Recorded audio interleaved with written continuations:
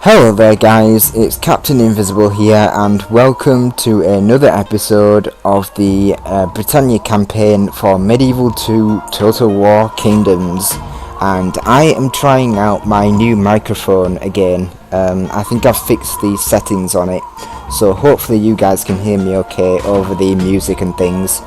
I've tried it in custom battle and it works absolutely fine in custom battle, but I've not tried it on one of these Hotseat campaigns yet, so we'll see how well it goes. But as I say, I hope I've fixed it for this.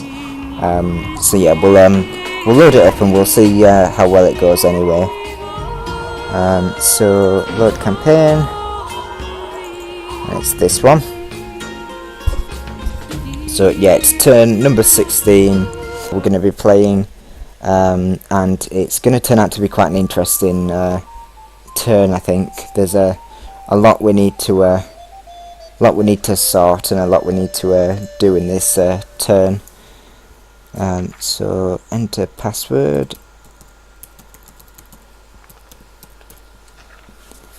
Yeah, so we're currently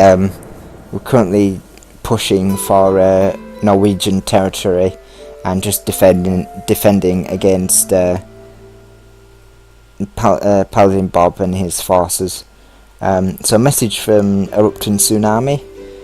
Thanks for helping. I don't have a fleet anymore. What am I gonna do? I have a few things in mind for him. If he's still got his King's Army in Scotland, I could really do with its assistance. And Norway, you shall rue the day that you besieged Castletown. Very possibly. I think I will eventually, but yeah, I think for now we'll just stick with taking it. The end of return report is in, and it says we're going to be losing money next turn, minus 2,733. I think that's Bob's doing. He's pushing me really hard now. There's not a lot I can do to salvage this, so we're going to have to just do what we can against Bob. I'm sure we can find a way to stop him. Militarily we're still top. We're third financially and in production, to Norway being top, but population and overall we're top, so at least we're still top militarily. That's the main consideration. So again, we'll probably start from the top, work our way down. We've got a spare force here that I'm gonna, some town militia. I don't want to block the fortress again, the fort again, so we'll just move them into Edinburgh. Give Edinburgh some more defences, and then we're gonna move this army round to siege Glasgow. So we'll go this way. Just make sure there's nothing gonna ambush us in these woods. No, good. So we can ambush Glasgow. Ambush Glasgow. Yeah, that's right. We're gonna ambush the city of Glasgow. No, we're going to siege Glasgow and keep it under siege.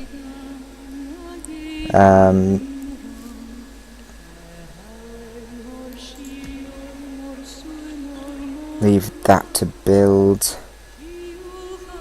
So yeah, this is Erupting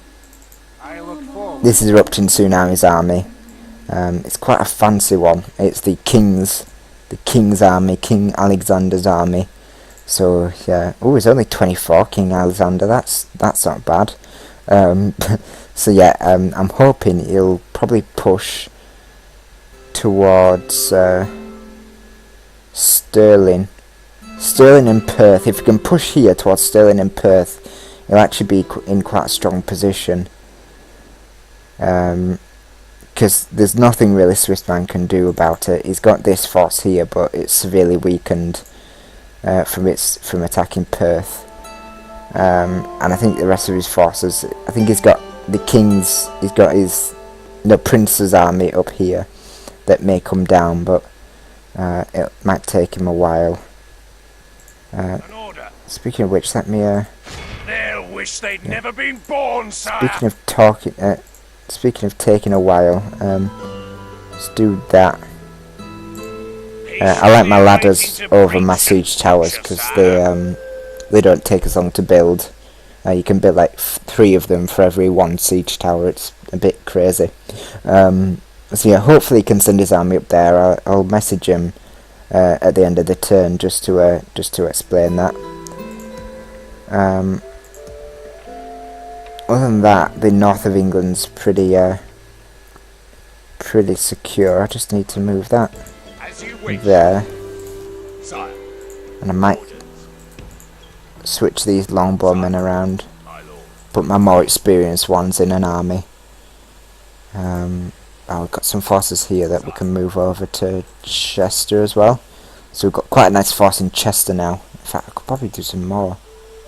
Yes, these feudal knights, I almost forgot about these guys. So those guys can go in. So yeah, we've got quite a nice force in Chester now with these heavy balemen and armoured swordsmen and 2 generals. 2 fairly skilled generals. I'm not sure about that. Maybe we should move one of them to Lancaster. So yeah, we've got Alfonso Caston, another one of my brilliant generals, who's going to lead this army, and I may take him by ship over to Castletown. I might want to add more ships to this fleet because I've just seen this Norwegian fleet, and yeah, it's quite scary. I don't know how good dragon boats are compared to some of my ships.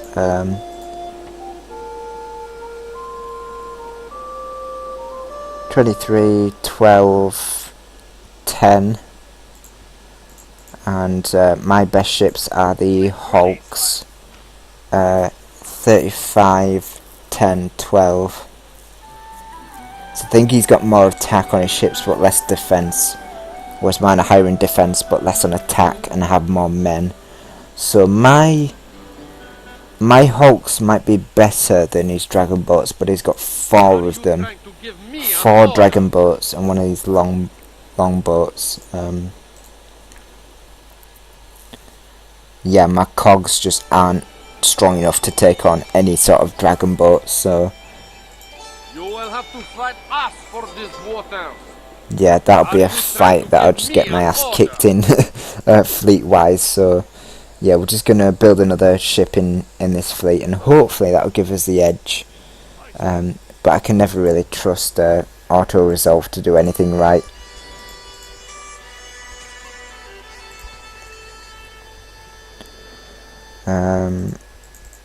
He's got some ships over here. I'm not too keen on really attacking Swissman's fleets, because the problem with Danish fleets is he can just build them at will, whereas I'm going to really struggle to keep up with him shipbuilding wise, because I'm focusing on armies to try and defend my lands. Plus, the only place that has better ships is London. Yeah, it has these Hulks, but they cost 670 to build, and I just don't have any money at all. So yeah, it's going to be quite hard to manage a decent fleet. But at least we can have a fleet just in case he decides to pull off something like this. And certainly, if there was an army in this fleet, I would definitely at least have a crack at it, because if I'd sunk it, it would be just amazing, and if I didn't, my fleet would just retreat and set up shop in port anyway. So yeah, the risk outweighs the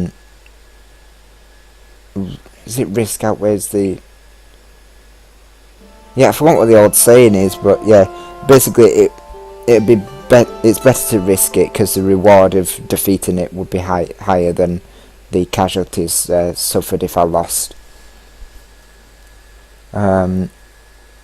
Okay, so moving down England, there's Prince Anselm that needs to to reinforce. Hopefully Bob's army over here won't. It's going to want to come down here to Shaftesbury, and then probably along to Winchester. So Prince Anselm could come down here and sort of reinforce that area. So that will work out okay.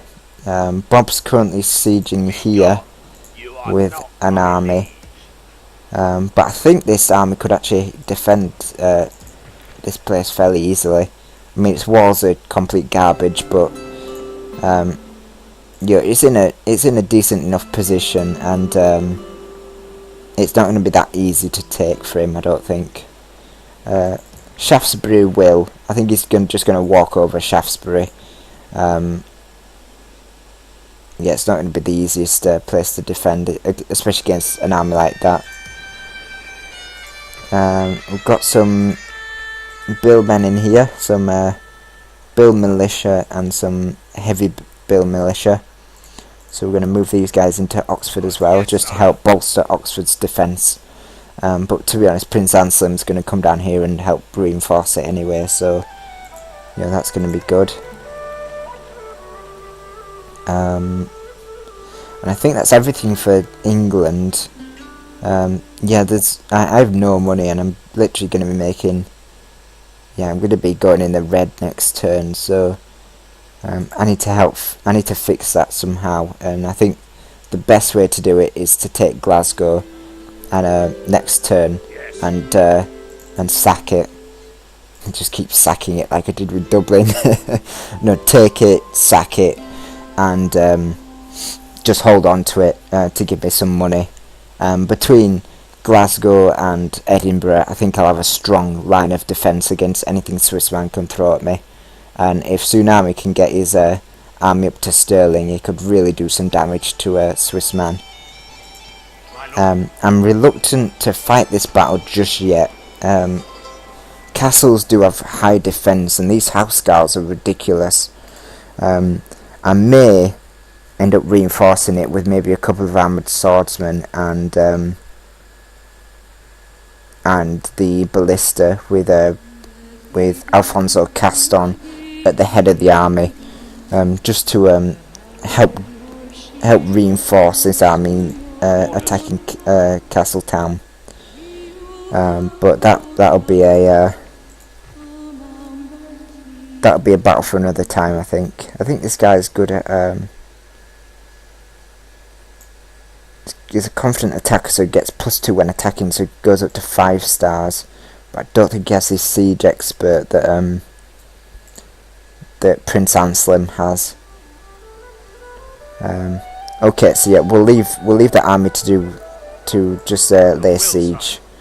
Hopefully Swissman doesn't reinforce here, because to be honest, he's got Glasgow and Castletown to worry about, as well as if Tsunami can get the army up Stirling. So yeah, I think he's going to be in quite a nasty position. We are going to send you round there. See if we can get eyes on what Swissman's doing up there. I don't want to move away from Stirling just to keep an eye on this army, but yeah, apparently his prince is coming down here. I think he mentioned that to me, so yeah, we'll look forward to receiving his prince at a later date. Okay, so I think that's all the building and recruiting stuff I need to do. Let us just check the statistics really quickly, and then we'll send messages to everyone for the end of the turn. So overall, we're not doing too bad. We're sort of plateauing. A couple of people are going up, and then we've got Scotland going down, and Wales on a steady sort of plateau like we are. Militarily, I'm booming. It's probably what's costing me so much, but to be honest, I need a huge amount of huge military to take Wales and Swissman out. So we'll build our economy up after we've sort of secured the south of Scotland and then pushed on to Wales. Swissman looks like he's lost a few troops, probably trying to take the rebel city of Perth. Ireland's done well for himself, building up quite a substantial military. Scotland and Wales are falling behind, although Wales has stopped building stuff, but Scotland's has gone down, but it's still got his king's army, so at least that's something for Scotland. Production, we are still above Swissman. I don't know what the end of turn report's trying to say, but we are still above him, but we are dropping. In fact, I think we're just going to drop straight down, probably past SwedishLandsKnekt as well. I think we'll end up down here somewhere by next turn. Yeah, we're not going to be in the best position production-wise, but it's because we've got such huge armies. We can't afford to manage an economy and have a huge military as well. Territorial ranking, we're on a straight line for some reason, even though we're losing settlements to paladinbob. I fully expect it to go down by a little bit, but as soon as we take Castletown and Glasgow, we'll actually probably be breaking even if possible, and Swissman will certainly go down, which is a good sign for us anyway. Financially, we are dropping as well, so we're not doing well financially. In fact, the only thing we've got going for us is military anyway, so we need to hold on to that and really push our advantage of military. And population, we dropped and then we've been rising up again, but I fully expect it to go down because, again, if we lose these settlements, we lose the population for that as well. And paladinbob is probably going to go up population-wise. Scotland took a huge dip. I think it's because I exterminated the population of Edinburgh, and I think Swissman's been doing some extermination as well, just to help with our culture. So yeah, poor Scotland is losing people, but he'll probably gain that as soon as he takes a few of the Scottish Norwegian territory. But yeah, it's going to be it's a sad moment for Scotland. The rest of the factions are doing quite well population wise. Excellent. So quick look at the family tree, nothing too exciting. We have quite a few generals now, so we can start to look forward to using them in the near future. Certainly they will be fighting at least one part of the war, simply because they're purely because Wales is really pushing out now, so he's actually going to reach all of them regardless of whether they want to fight or not. Okay, so a couple of messages. Let's send some messages. One to Wales. Let's congratulate him on his army pushes.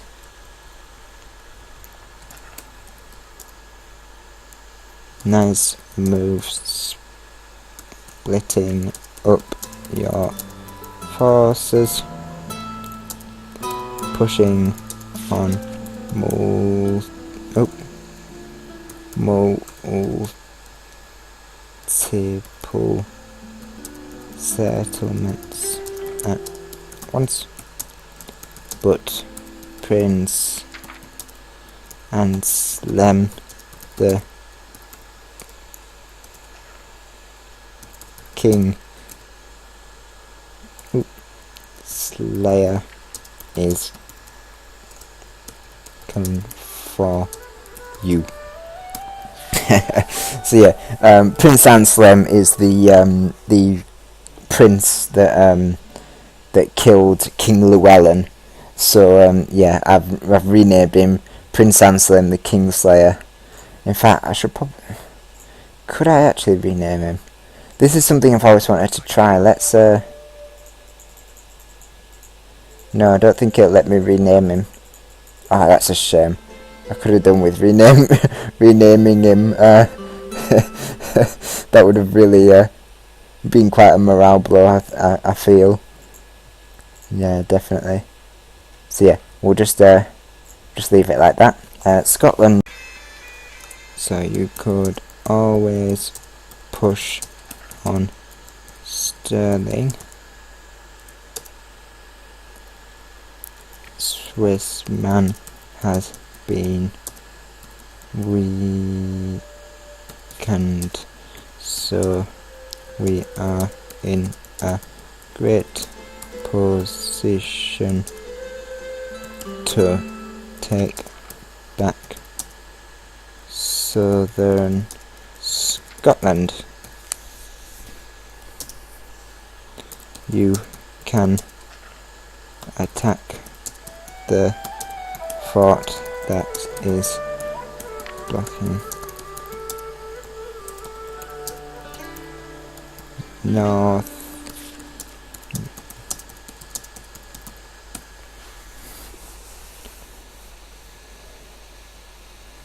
There we are. So yeah, we'll get Erupting Tsunami moving north and using that huge king's army of his to lay some trouble. Ireland.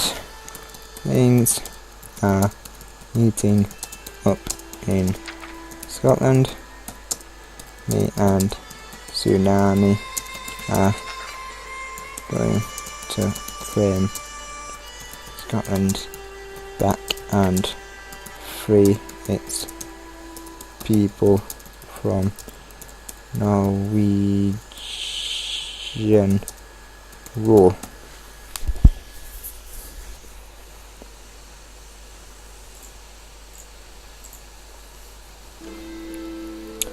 And Swissman, we shall send a message.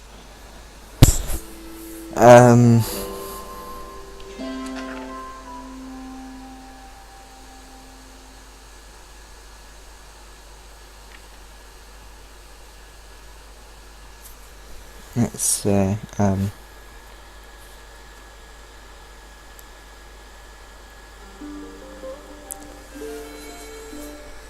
what shall we send Swissman? Let's what did he send us? Something like we shall pay for taking Castletown. The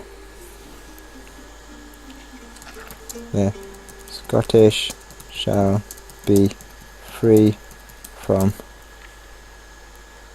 Norwegian rule once more.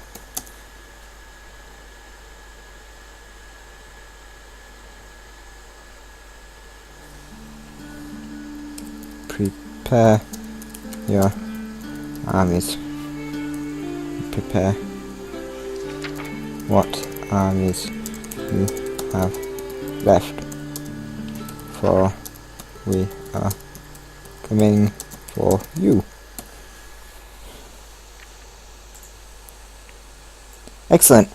So yeah, a couple of nice messages. We're all friends here. This is just a fun campaign for us all to play with.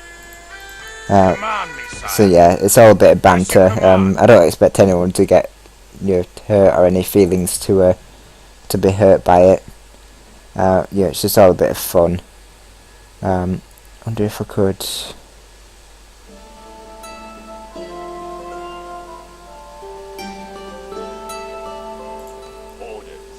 see if we can get some free upkeep. Oh, these guys already have free upkeep. Let's send a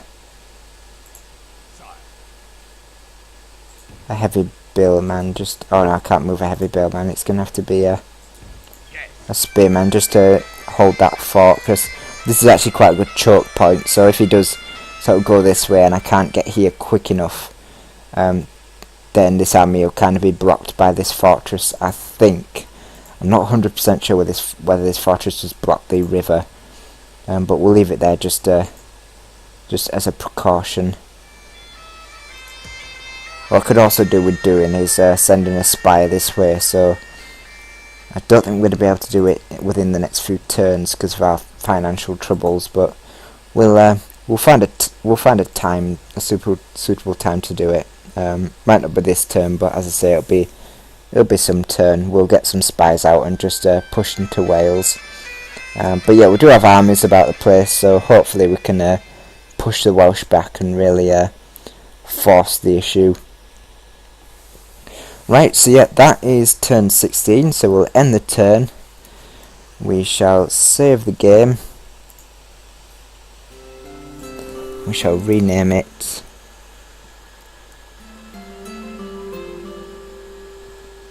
Ireland, or Irela. Save. And we shall leave it for the SwedishLandsKnekt to play his turn 16. So if you guys haven't seen the SwedishLandsKnekt's turn before this one, please go check it out. I'm sure it'll be very interesting. There's the campaign's really heating up with me and Swissman, so I think it's going to cause some wars to break out elsewhere. Everyone's going to want a piece of the leftovers, and certainly if me and Swissman destroy each other, it'll leave us open to other factions. As you saw, Bob's already taken advantage of it, and I fully expect the SwedishLandsKnekt to take advantage of our situation as well. So thank you very much for watching this video, guys, and don't forget to check out the other guys' other players' perspectives, and I shall see you all in the next turn.